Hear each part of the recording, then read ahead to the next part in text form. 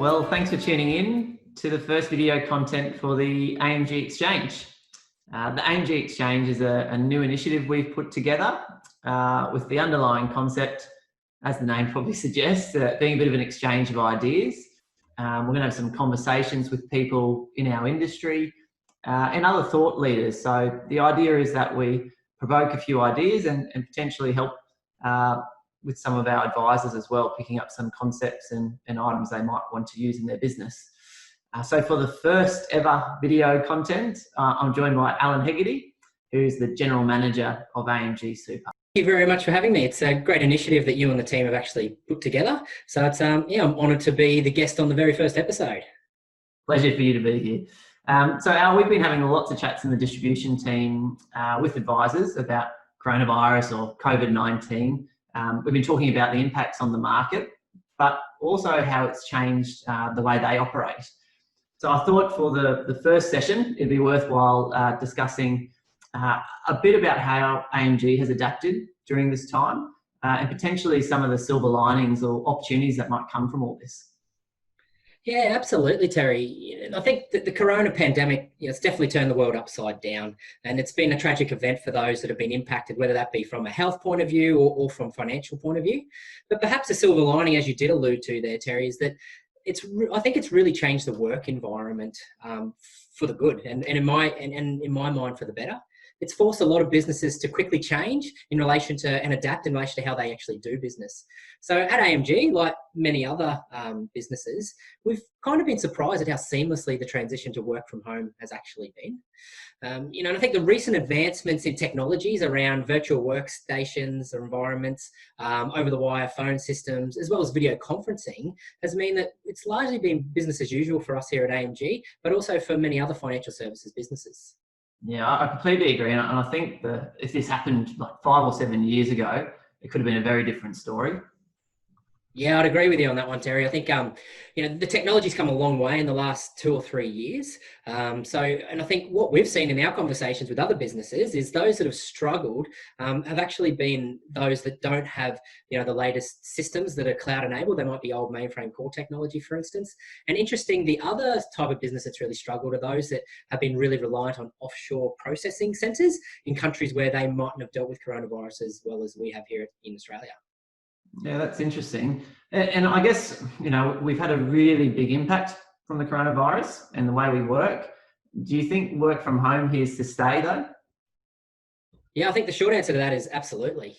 Because even prior to the pandemic, in recent years, there'd been a lot of talk about the benefits of remote working or work from home. And there's actually been quite a few, case studies done with different businesses that have implemented it.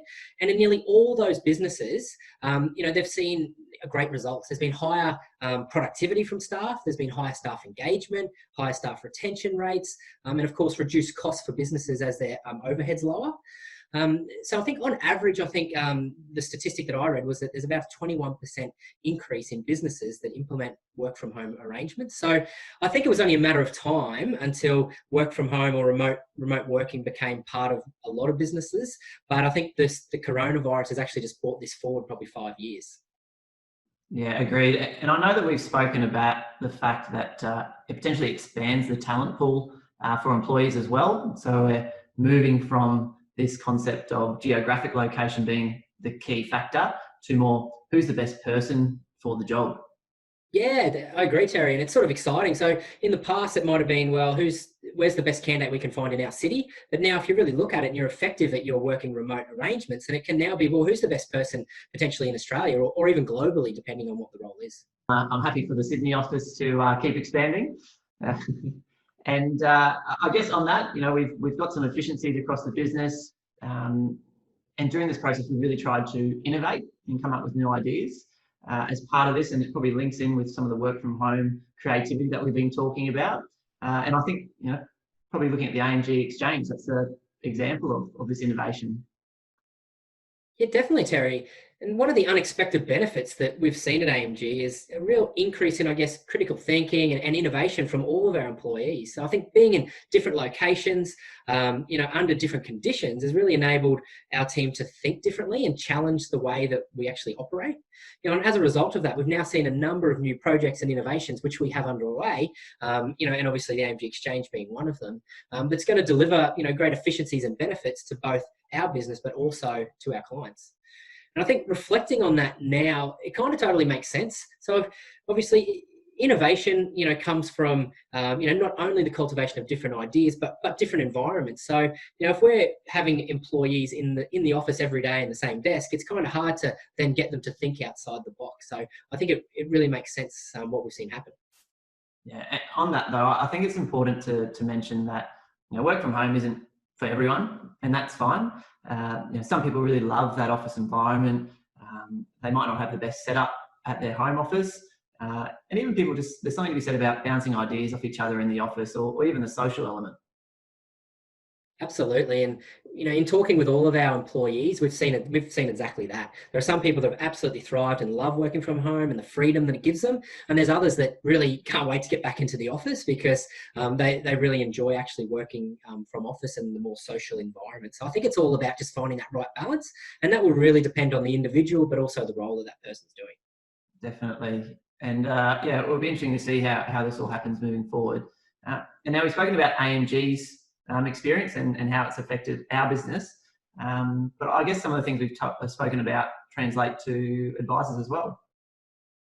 Yeah, and I think from our discussions, we've sort of given that financial advice is traditionally a service-based model, we've again been amazed at how advisors have adapted to this new world of no face-to-face meetings, and it's really lent us to think in our discussions that maybe this could pave the way for a new lower-cost advice model for advisors in the future. And a lot of discussions that myself and the distribution team have been having, often lower balance clients have been brought up as a pocket of the client base that needs to be serviced. So I think if they're going to be servicing those lower balance clients, they also need to be remunerated for that. Yeah, and as we know, it's one of the major issues in the industry is the cost of advice just seems to be going up and up and up. It's very expensive for advisors now to have people under advice. So, the increased cost of compliance, the higher advisor education standards, and now even a contraction in the number of advisors, all these things are forcing the cost of advice to increase, potentially making it unattainable for some of those individuals that might really need it. So if we look at that full advice model and then we look at the other alternative at the other end of the scale, it's robo-advice. But to date, I think it's safe to say that robo-advice hasn't been overly successful. And that's largely due, I think, to its impersonal nature. So perhaps a blend of the two, could be something that works really well. So, we have the robo-advice doing the advice, but it just being delivered in sort of a digital face-to-face way. And that could potentially be a new low-cost model for people to consider. That makes sense. And we all know that advisors want to have that opportunity to help those clients potentially with lower balances that actually really need the help around advice. So I guess in wrapping up, we've had our challenges at AMG, like all businesses. But what we've been doing is really trying to keep positive and on the distribution front, remaining proactive and keeping up our communication with advisors. I think my annual review is coming up, but I think leadership played a massive part in the success of this transition. So kudos to you, Al. Thank you, Terry. Noted read the review. But look, to tell you the truth, this has been a really transforming experience for both myself as a leader, but also for the whole business. And I think our staff have absolutely been up to the challenge. And, like many other businesses in our industry, I think it's brought the best out of our employees, and it's been really, really great to see. I think the one final comment that I'll make is that I think those businesses that have continued to thrive under these conditions, and I think will come out even stronger on the other side, are those that have been able to adapt quickly, but more importantly, those that have been able to, I guess, shut out all the noise and just focus on what's truly important, which is delivering the best service and outcomes for their clients. Agreed. Thank you, Alan, for being on board the inaugural AMG Exchange, and thank you for everyone who tuned in.